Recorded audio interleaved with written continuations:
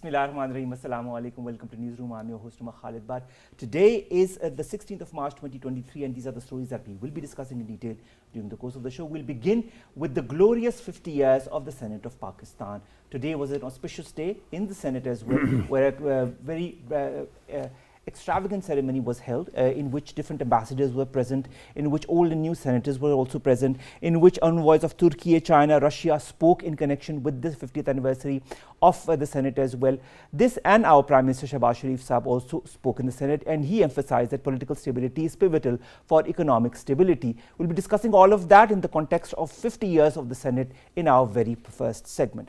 Our second story, ladies and gentlemen, concerns the military spending that is happening in India, being now the third country after the US and China, which is the highest military spender. It's proposed 5.94 trillion rupees in defense spending for the year 2023-2024. How much of an imbalance does that create as far as this gain of military prowess is concerned in the region? We'll be discussing different aspects of that in our second segment. And finally, we'll be talking about Saudi Arabia that says it could start making investments in Iran very quickly after they have agreed to restore diplomatic ties thanks to the intervention by the People's Republic of China.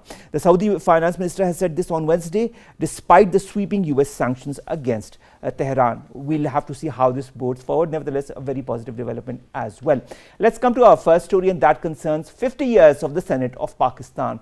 On this very day in 1973, the Senate was established. More in the following report.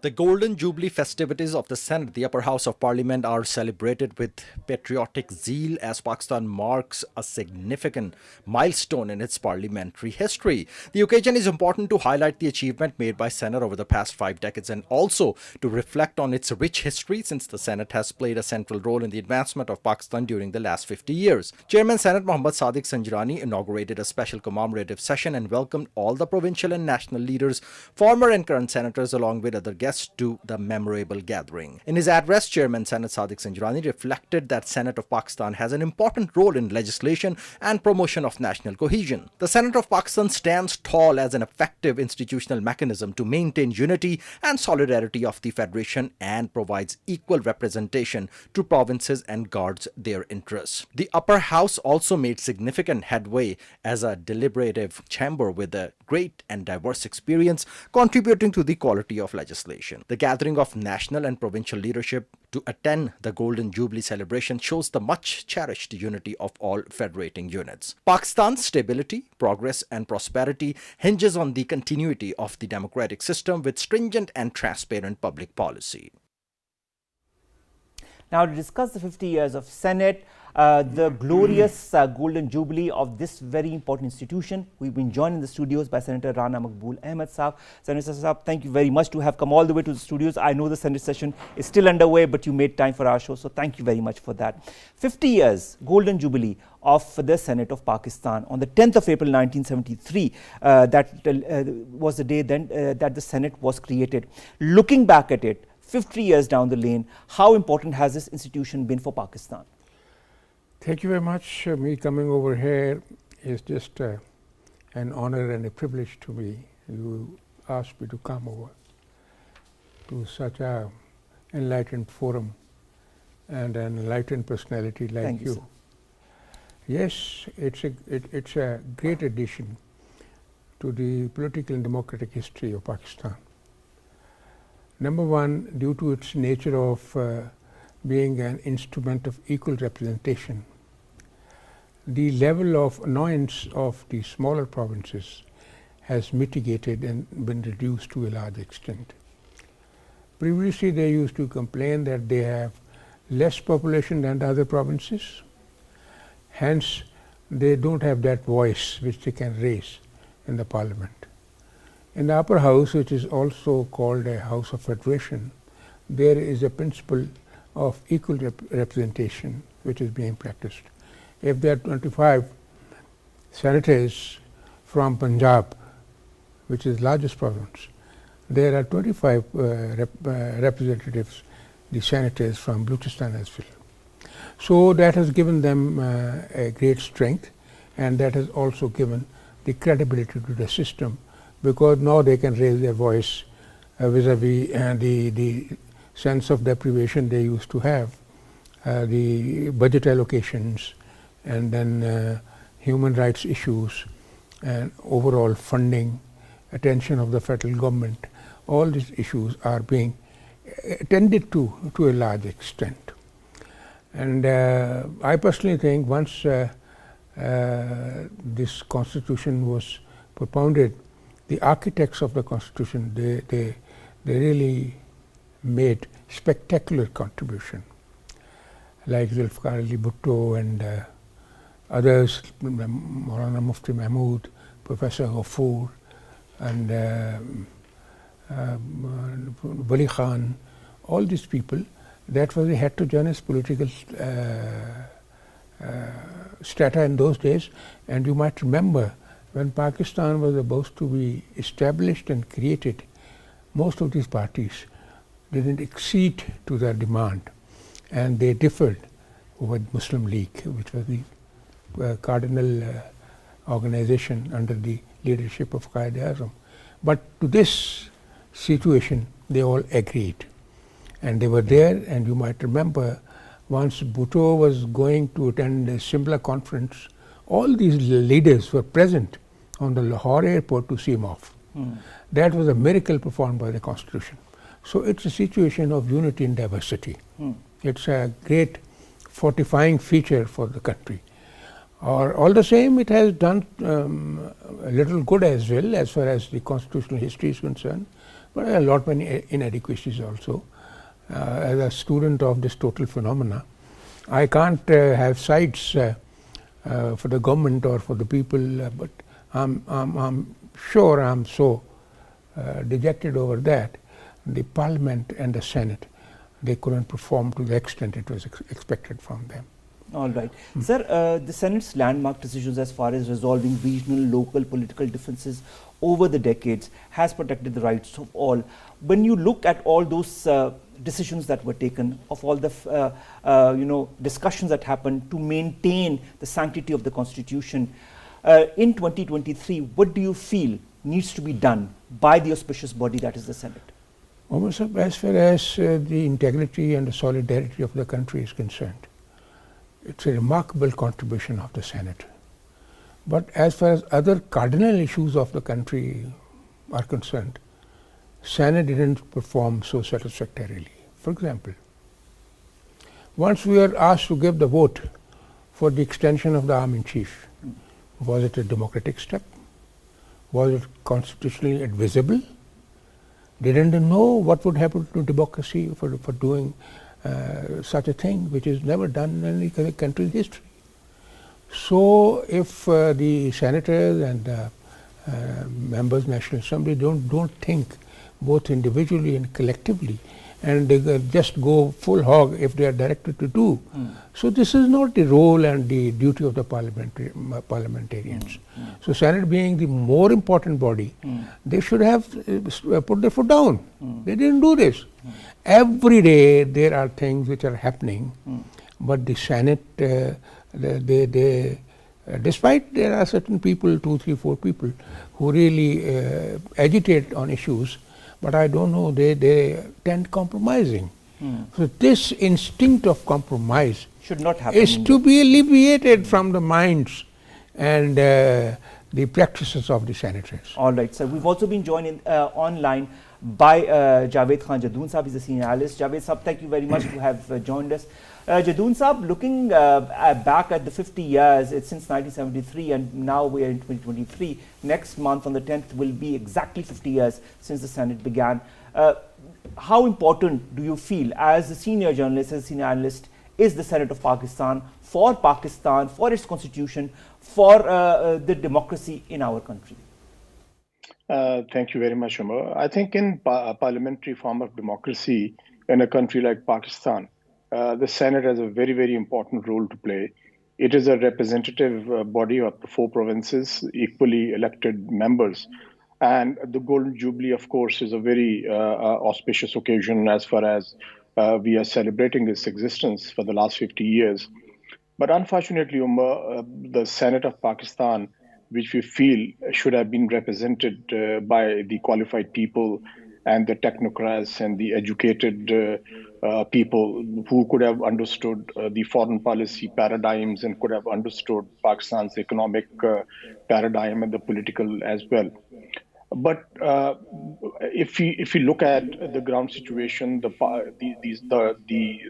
upper house is basically represented by people who have not been considered to be qualified to be part of the Senate of Pakistan, because these seats were for sale on so many occasions. The votes were bought by the senators, and they got elected because of, in many cases, I'm not saying every senator did that.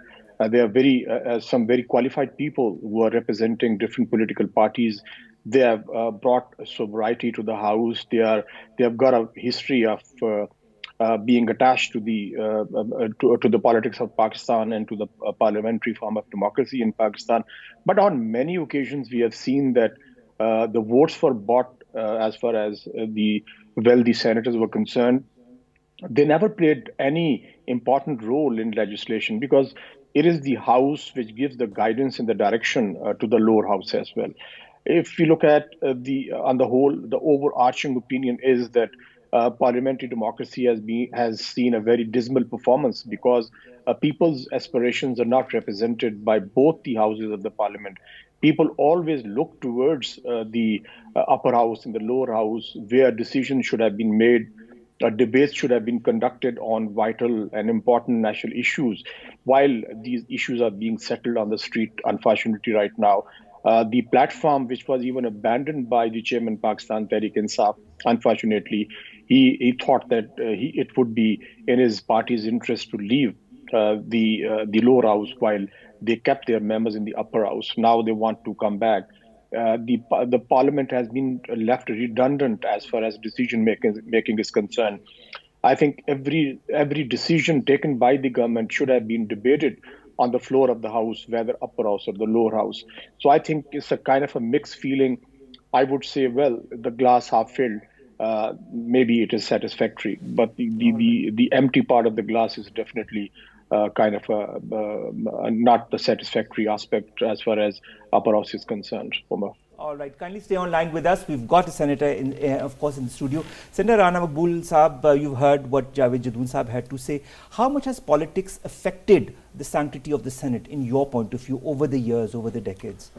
And would you like to give some kind of a response to what he said? He's absolutely right. I fully agree with him.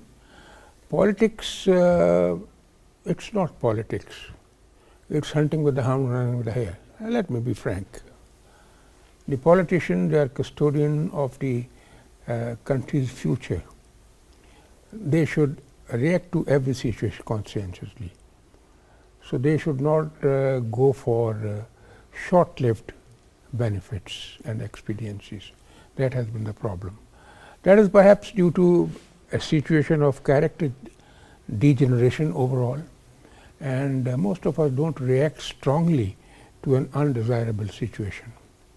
We think that we should escape any challenge and only we will be the beneficiaries. I may quote one or two instances. There was a dictum order by the Honorable Supreme Court that a dictator, a military dictator, would have the powers to single-handedly as an individual amend the Constitution. And this decision was for 3 years. What did the Senate do on that? What did the National Assembly do on that? Why did they kept quiet? Was it a small thing that a military dictator being given power by the Supreme Court for 3 years and to amend the Constitution? Constitution is not a piece of paper. It's a very sacred document which is to be preserved. Its sanctity is to be preserved by all means, at all costs. But the House, both the houses, they kept quiet.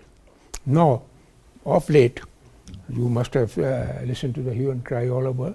There was an interpretation of 63A, and this is the aftermath of this total commotion of that judgment, 3 versus 2. It may that once the Constitution is being rewritten, the House should stand up together and try to address the situation. The Constitution has been reframed in a way. So all these things, they destroy For example, there was a Senate when Zulfikar Ali Bhutto was executed by the Supreme Court. Everybody cried, it's a judicial murder. What did the Senate and the Supreme do? Why didn't they go for the amendment vis-a-vis the rules and regulations? For example, we say it's the baby of the Supreme Court. In Supreme Court, you see the situation with all respect and regard. There is so much of divergence. Divergence should be there, but it should not be that level that it jeopardizes the real spirit of justice. You might have seen in 2-3 cases of late. So I suggested in Lord Mayor today and previously as well that there should be proper framework. There should not be a level of arbitrary decisions. If at all some decisions or some for cases is taken, that should be taken with collective wisdom. All right. An individual tends erring due to because an individual cannot be equal to the level of a collective wisdom. It's therefore likes and dislikes, they overtake the principles of justice, and hence there's, you might have seen there are a lot, but the country destroyed at the hands of wrong decisions. So this is the great challenge with the Senate and the Assembly, and we have not been able to address this challenge properly. So we need there needs to be more of a collective action in your point. Collective actioning and collective wisdom.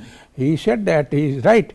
There is material is not equal, but there are certain embers amidst the heaps of ashes. There are 2, 3, 4, 5 people who every time raise their voice, but they are to be supported by others as well, because God has given them this position. They are the representative of the community of the province at such a level. They should play their role dedicatedly, courageously, and honestly. That's the requirement to be demonstrated by a senator. All right. Before I go to Javed Jadoon Sahab, I wanted to understand, you say that we don't have the necessary power. Do you feel there are chances, and how, in your point of view, should there be an increase in the power of the Senate to uphold decisions, to make decisions, and to uphold the Constitution of Pakistan as well? Yes, they have the power. If they say they don't have the power, I don't say it. If the power, there is little power of ethics and morality, and of commitment and competence. That we can say. But as far as the Senate is, Senate does have all the powers. They can move an amendment in different laws, even in the Constitution. For example, I moved this 62(1)(f). Once the proponents of that Constitution, they said Sadiq is not word in the Constitution. There should be Amin, like Sadiq and Amin, the greatest man on the face of this earth, ignoring the level of human fallibility. So how can a human being reach that stature of ethics and morality? That is just not possible. And then saying this, there is no provision or explanation of the law for how long he will be disqualified. It goes to the discretion of honorable judges. They may disqualify a person for life over a minor issue, and they may not at all. So all these things are to be corrected. All right. Yes. For example, I have already moved amendment in Article 19. You might remember when Chaudhry Iftikhar put his foot down and tried to strangulate the Parliament, that there is no role of the parliamentary committees in the appointment of the judges. So they were totally denuded and deprived of this power. We have moved an amendment now in the Constitution. So Senate will definitely pass it. We have confidence. But once it trickles down to the National Assembly, still we don't have that 2/3 power with us, because National Assembly is not complete. So once an opportunity arises, that law will be there to be questioned, to be examined, and to be passed or to be defeated by the National Assembly. All right, and that is part of democracy, that is part of the constitutional powers that both the houses have. Javed Jadoon Sahab, coming to you, you must have heard what our Prime Minister Shehbaz Sharif Sahab also said while addressing this auspicious ceremony. Also, Ishaq Dar Sahab said we must acknowledge the visionary leaders who opted for the Constitution of 1973. Let's renew our pledge for a pluralistic and dynamic Pakistan. At the same time, our Prime Minister also highlighted the challenges that Pakistan had, whether it be on the economic front or on the political front. And he said national unity is the need of the hour. How important is the role of the Senate, of the National Assembly, of the politicians that are part of these two houses currently, at least, to help with that? Almost since you have mentioned the Constitution of 1973 and you talked about Senate playing an important role in legislation and in so many other ways being the upper house, I think it is about time that we need to understand that the elections to the Senate are very flawed ones. Because we need to go for the elections like being held in the United States of America, where senators are directly elected. In Pakistan, unfortunately, the system hasn't worked because of so many fault lines in the system, and ultimately, the right people have not been chosen to be the representatives of the people of Pakistan or the Federation of Pakistan in the upper house. The dynastic politics has also played a very negative role. The leadership of the political parties, the main political parties, including Pakistan Muslim League, Pakistan People's Party, and even to great extent Pakistan Tehreek-e-Insaf, they have not chosen the right people for the upper house. The loyalty has always been the hallmark, and in many cases, as I pointed out at the outset, that the money played an extremely important role in the selection of the candidates for the upper house. Well, if the system doesn't work, we have seen it doesn't work. Look at the current political turmoil in the country, and the political parties have not been able to sit on the negotiating table to talk about the issues of the differences, that they can sort them out. In every parliamentary democracy or the presidential democracy, political parties are the main stakeholders. They have got to be responsible for the mess they create, and they should be responsible to sort it out as well. Whoever is in power today could be in opposition tomorrow. We have not decided to go to the forum of the National Assembly or the Senate to resolve our political differences. We have not been able to go there and find what kind of differences we have. Are these existential differences we can't resolve? It is a matter of life and death we can't resolve. It is the kind of is it a tribal system that we are not being able to sit together on the negotiating table? Even a tribal system, when people murder each other's members of the family, ultimately they sit down and negotiate. But I think in Pakistan, the system is not delivering. And the Senate of Pakistan, of course, being the representative body of the Federation, the kind of people who have been elected to the upper house are not the right ones. So ultimately, I think we need to, even if we have to rewrite the Constitution of Pakistan, we should do that. It is not the 19th century, not the 20th century. We are well into 21st century. If system doesn't work, I think systems are always for the people. The people are not for the system. If system doesn't work, then I think we need to have reforms. We do not have conducted governance reforms, political reforms, judicial reforms, and so many other reforms. Right. So what has really happened to Pakistan? Have given us your point of view. I think that's very that is as far as we say what the suggestions that you've put in, we've all heard them, and we'll go to our last question to Senator Rana Maqbool Ahmad Saab. Looking at what Javed Khan Jadoon Saab had to say, looking at what you have also said in the past while discussing during this show, what kind of challenges in your point of view lie ahead regarding the democratic progression of the country? I may try to respond as far as Javed Saab is concerned. All senators are not of the same fiber. There is a difference of character and morality. Generally, if he says, but there are senators who are men of impeccable integrity, and they are very professional. They are intellectually very lofty. They stood by all this, despite the annoyance by their party leaders as well. They have been playing absolutely fair. I may quote here Raza Rabbani, you might have heard of him. Of course. Some others as well. So this is not all rotten as far as Senate is concerned. But if you, okay, this is a good thing, it will be directly elected. So R&D MN is directly elected. So there is a character crisis. There is a general degeneration in the character of our people. That is to be addressed. Okay? I think that is the main thing that your point of view needs to be addressed. At all levels. At the highest level, this thing is happening. All right. And I hope the change happens, and I hope the change happens for the better. And you, sir, are one of those who can help make that change along with other like-minded people. We're doing it.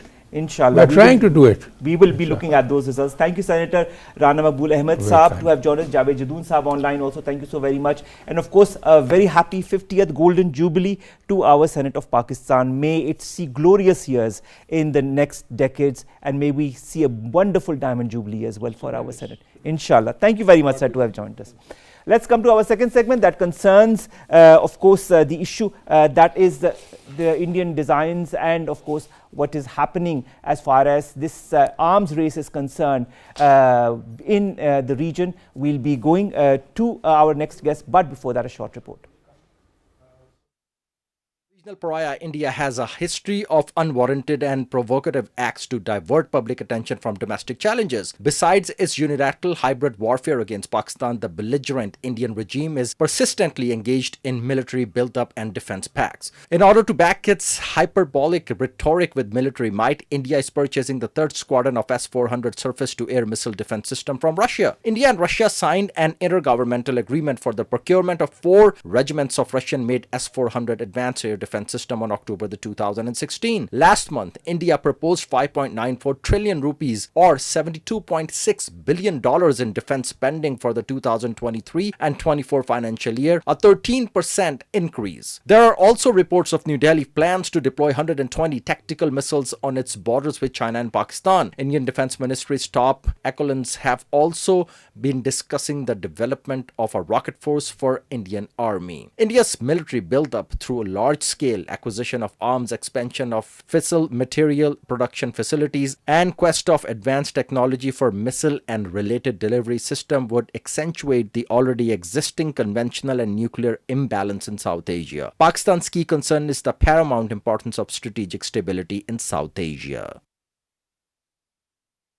Now, to discuss more on that very important issue, this arms race in the South Asian region that is perpetuated by India, we've been joined by Mohammad Taimur Khan, is a research associate with the ISSI. Thank you very much, Taimur, to have joined us. Pleasure to have you in the studios. Thank you. You must have read the latest statistics as far as India's designs to acquire more and more arms and ammunition, whether it be from Russia, whether it be from other countries. How is that development shaping the South Asian strategic environment in your point of view? Well, first of all, thank you for having me on your show.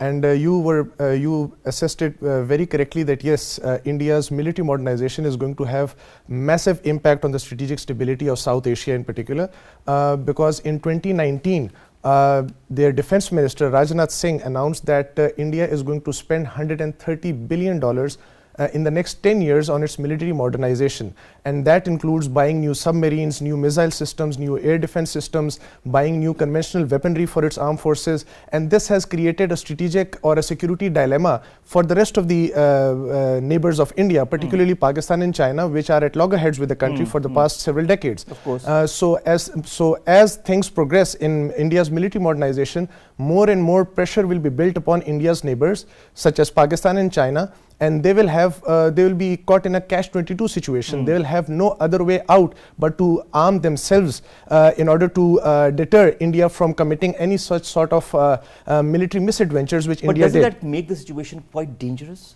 Of course it does, especially it turns South Asia into a nuclear minefield, because there are 3 major nuclear powers, 2 of them de facto nuclear powers such as India and Pakistan, and 1 de jure nuclear power such as China. It creates the entire region into a nuclear minefield that as the situation is escalated and the escalation ladder is climbed up and the situation is heated between different neighbors, I think the situation will get graver and graver. And at the heart of all this, strategic quagmire, Kashmir lies at the heart of it. True. And it is a simmering problem which the world or the international community continues to ignore. And I think that if it continues to be ignored like that, the situation is going to get worse, and the situation finally is going to enter into the situation where armed conflict is going to take place between India and any of its neighbors. You know, this armed conflict is not just going to be relegated to the land or to the air. It's also going to go to the space. As far as the developments go, the Indian Defence Ministry has been discussing developments of a rocket force for the Indian Army as well.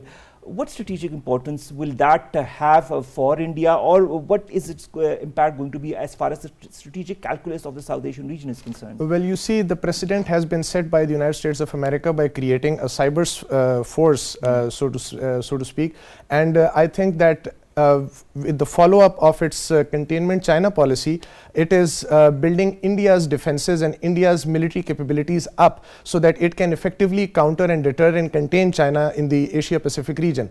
And I think it is in connection with that US strategy that India's cyber program is also being accentuated and being supported by the United States of America with different sort of agreements that have been signed in the past decade, such as BECA, LEMCOA, COMCASA, in which you see satellite imagery and intelligence sharing would take place between the United States of America and India, which would give India the effective intel which it could efficiently use against its adversaries in order to keep an eye on their military deployments and their military arsenals. And then it will again encourage India in creating a situation where it can create sort of a new normal with its neighbors, in which India has a new and a more strengthened role in the region. And I think India is, with its own worldview of the expansionist designs that India has, especially under the current regime, the RSS Hindutva supported regime that it currently has, I think its worldview has expanded a lot. And I think this domain of cybersecurity, or making more progress in the cybersecurity domain, I think it's a chain. It's in connection with India's growing strategic designs. But you know, in this whole aura of India's growing strategic designs, we also know about its skirmishes with China. We know about what is happening in Indian illegally occupied Jammu and Kashmir. And there is, on the one hand, denial of the basic human rights to people within India. And on the other hand, there is a build-up of arms and ammunition within India to maybe counter enemies, to maybe show its military might in the region.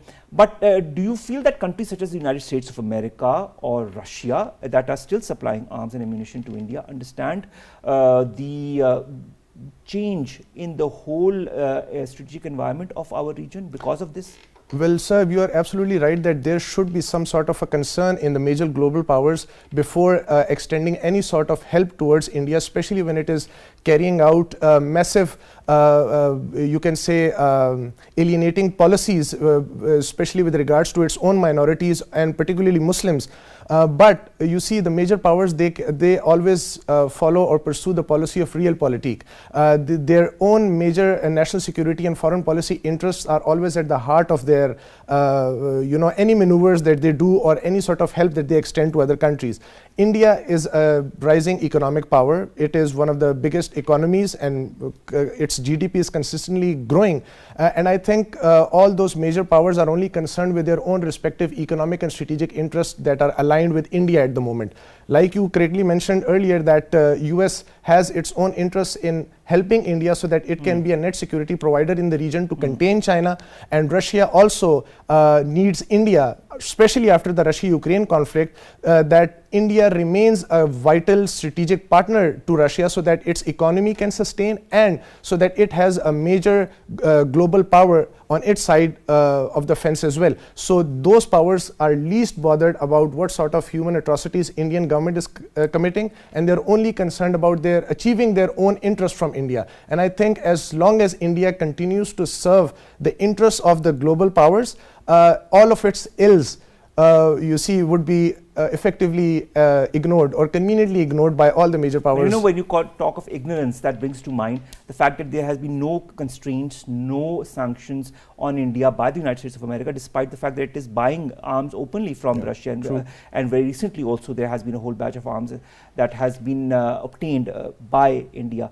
In all of this context, where does it leave all the other countries in the region? Because you have on one hand India that is increasing its military prowess. Do you feel that will push other countries also in the region, including Pakistan, to increase theirs? Of course, like I earlier mentioned, that it has, like, as soon as India's own strategic might and its military modernization builds up its confidence, it is going to create a catch-22 situation for other neighbors of India. And naturally, all those countries will enter into an arms race as well, which will also, and that arms race will be at the detriment of human development and other non-traditional security aspects that are currently challenging the very sustenance and the very security and strategic stability of the region. So, but the fact remains that all the major global powers, they are far away from the current South Asian region, and they can be least bothered about how the situation gets deteriorated here, as long as their own strategic interests are being served. You can take the example of the hasty US withdrawal from Afghanistan. The US was very well aware that if it withdraws from Afghanistan so hastily, it is going to create problems for the region. But it left, and it left all the onus to fall on regional countries, particularly Afghanistan's neighbors. And now it is continuously pressurizing the neighbors of Afghanistan from not even helping the current setup of Afghanistan effectively, so that the humanitarian crisis that is currently looming in Afghanistan can be amicably be addressed. So it is does that contribute to also strategic instability in the region? Of course it does. Of course it does, in a massive way, because if the global powers are not there to play fairly, then all the other regional players are going to aggressively pursue their own national security interests, and that will be going for an arms race, putting their human development on the side, and then focusing on their own military buildup and military modernization, and that is going to further, you can say, increase the intensity of conflicts that are currently existing in different parts of the region. Pakistan has always emphasized on the importance of a strategic balance in the region. Do you feel the international community understands or listens to Pakistan's concerns? No, it doesn't, because I'll give you an example from the nuclear suppliers group. Pakistan has always had an amicable nuclear safety record, as compared to India, which has had several hiccups and mishaps with regards to its nuclear program. But as I mentioned earlier, that since it is fulfilling the national security and strategic goals of or the interests of the major global powers, countries like the United States of America are seriously and aggressively bidding and supporting and campaigning for India's inclusion into the nuclear suppliers group, while Pakistan, which is actually advocating for a criteria-based membership approach, is continuously being you can say marginalized and ignored. So once again, you cannot expect the major global powers to listen to you or to play fair unless and until your interests are aligning with their interests. So if Pakistan really wants its voice to be heard, it needs first and foremost to internally balance itself, create some interests of the major global powers with its own interests, and then move ahead and advocate its own interests in the International Committee of States. Unless and until Pakistan does that, Pakistan will always be considered a liability, which it is being considered right now by all the other major global powers, and ignored for the foreseeable future. So unless and until Pakistan develops that complementarity with the interests of major global powers, I don't think so Pakistan's interests will ever be adhered to by the what measures should Pakistan need be taking as far as this strategic imbalance is concerned, apart from the countermeasures, of course, that will lead to again a build-up of an arms race? Well, first and foremost, if Pakistan really wants to create strategic stability, it needs to have a stable economy. It needs to internally balance itself, like I mentioned earlier. It needs to avoid political polarization within the country, create strong institutions, and create an enabling environment which is secure for the foreign direct investors to invest in Pakistan and to feel comfortable engaging with Pakistan. So unless and until Pakistan creates, like I mentioned, those complementarities with the regional countries and extra regional powers such as Russia, China and the United States of America, Pakistan will always be going towards that steroids approach of conducting ad hoc policies to address the problem at hand, but not ever be able to, you can say, effectively counter or deter the problems or the challenges that it will be facing several years down the line. So first and foremost, Pakistan need to internally balance itself. It needs to resolve its internal issues before it can effectively engage the world community. Let's talk of global dynamics. This is my last question to you. How are they jeopardizing the balance of power in South Asia, given the fact that the global military expenditures have exceeded the Cold War levels for the first time, $2 trillion US dollars? Of course it is, because you can see that the global international order was jolted massively after the Russia-Ukraine war. Countries that were considered pacifist are again resorting to military buildups, such as Germany and Japan. Japan has recently become the third largest military spender by allocating $320 billion for its military modernization and going against its constitutional no war clause for the first time after World War II. And this is, these apprehensions are growing because the international security situation is, you can say, deteriorating. In different parts of the globe, you can see that Europe is reorienting its, you can say, worldview right now. Countries that were focusing on climate change, on shifting towards green economies, are now once again revamping their coal power generation plants. They are going again. They have, all those military industrial complexes that were disbanded have been rejuvenated. So of course, we are seeing an increase in military expenditures. We are seeing strategic instability in the region, and we will only wait for the next couple of weeks to see how different other countries in the region reacts to this strategic imbalance that is being created by India. Thank you very much, Taimur Khan, Research Associate with the ISSI 12 Jordan. It was always very interesting, as it always has been whenever I discuss important issues with you. With that, ladies and gentlemen, we come to an end of today's newsroom. But before we go, I'd like to just highlight our last story about Saudi Arabia that could invest in Iran very quickly, says the finance minister of the Kingdom of Saudi Arabia on Wednesday. Despite sweeping US sanctions against Tehran, we are seeing a renewed interest between the Kingdom of Saudi Arabia and the Islamic Republic of Iran. Let's hope this brings forth new relationships and a stronger region. Allah Hafiz.